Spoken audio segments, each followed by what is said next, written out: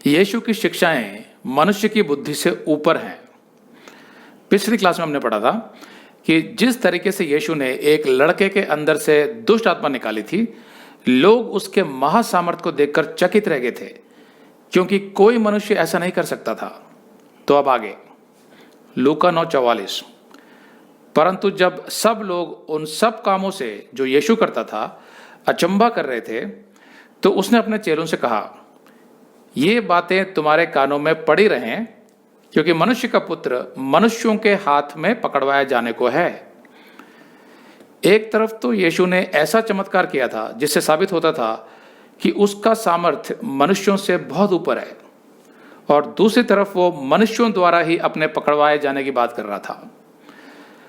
एक तरह से यीशु अपने शिष्यों को कह रहा था कि मेरे अद्भुत काम देखकर तुम भूल मत जाना कि बहुत जल्दी मैं पकड़वाया जाऊंगा और मार डाला जाऊंगा, जैसा मैं तुम्हें पहले बता चुका हूं। परंतु चेले इस बात को ना समझते थे, और यह उनसे छिपी रही कि वे उसे जानने ना पाएं, और वे इस बात के विषय में यीशु से पूछने से डरते थे। जाहिर है, शिष्य यीशु की इस बात से हमेशा असमंजस में पड़ जाते थे कि आखिर किस में इतना सामर्थ्य होगा कि परमेश्वर के पुत्र परमेश्वर के मसीह को मार सके। वे इन दोनों बातों में तालमेल नहीं बिठा पाते थे, और इस बात को यीशु से पूछने से वे डरते भी थे। इसलिए संभवतः परमेश्वर ने भी उनसे ये बात कुछ समय के लिए छिपी रहने दी, ताकि वे अभी से विचलित ना हो जाएं। 46। फिर चेलों में यह विवाद होने लगा कि हम में से बड़ा कौन है। यीशु ने बता चुका था कि वो ही मसीहा है जो अपना राज्य कायम करेगा, और शिष्यों को इस बात पर विश्वास भी हो गया था। पतरस, यूहन्ना और याकूब ने तो पहाड़ पर रूपांतरित हुए यीशु की महिमा भी देखी थी। तो अब सवाल यह था कि उनमें से बड़ा कौन है, मतलब मसीहा के राज में किसको कौन सा ओहदा मिलेगा। तो इस वाद विवाद की जड़ यह भी हो सकती है कि यीशु केवल 3 प्रेरितों को पहाड़ पर ले गया था अपना रूपांतरित चेहरा दिखाने के लिए, जिसकी वजह से संभवतः उन तीनों में अहंकार आ गया था और बाकी प्रेरितों में उनके प्रति ईर्ष्या। फिर बाकी के 9 प्रेरित दुष्ट आत्मा भी नहीं निकाल पाए थे, जो यीशु द्वारा दिए गए उनके सामर्थ्य और अधिकार से संबंध रखती थी। तो इन कारणों की वजह से संभवतः उनमें असुरक्षा की भावना आ गई थी कि पता नहीं यीशु के राज में किसको कौन सा स्थान मिलेगा। इससे एक बात स्पष्ट हो जाती है कि प्रेरितों में अभी भी एक दूसरे के लिए वो प्रेम नहीं था जो यीशु ने सिखा रहा था। मतलब अभी भी वे सांसारिक ही थे और शारीरिक जीवन ही जी रहे थे। अगर आप सोचते हैं कि प्रेरित तो बहुत आत्मिक होंगे तभी यीशु ने उन्हें चुना होगा, तो मैं आपको बता दूं कि प्रेरित भी हमारी तरह साधारण मनुष्य ही थे, और उनमें भी वैसी ही कमियां थी जैसी हम में। यीशु किसी की योग्यता देखकर उसे सेवकाई के लिए नहीं चुनता, बल्कि वो ये देखकर चुनता है कि आगे जाकर वो व्यक्ति यीशु के लिए क्या करेगा, किस तरह अपनी सेवकाई निभाएगा। यीशु परमेश्वर है और वो जानता है कि कौन उसके लिए क्या करेगा, और यीशु जानता था कि यही कमजोर प्रेरित आगे जाकर उसके लिए अपनी जान भी दे देंगे।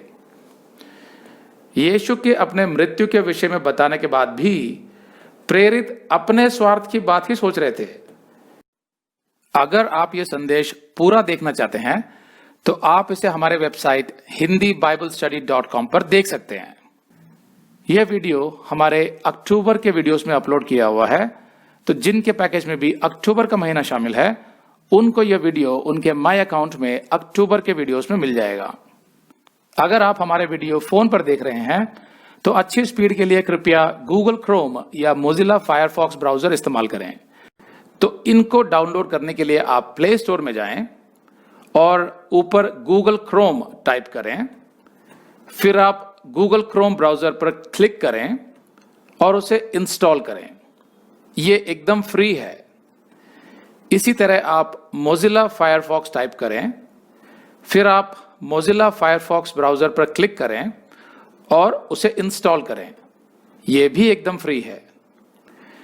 इसके बाद आप गूगल क्रोम ब्राउजर को क्लिक करके उसे खोलें और उसमें hindiBiblestudy.com टाइप करें, मतलब पूरा hindiBiblestudy.com एक साथ बिना किसी गैप के, तब हमारा वेबसाइट गूगल क्रोम में खुल जाएगा और आपके वीडियोस अच्छे से चलेंगे।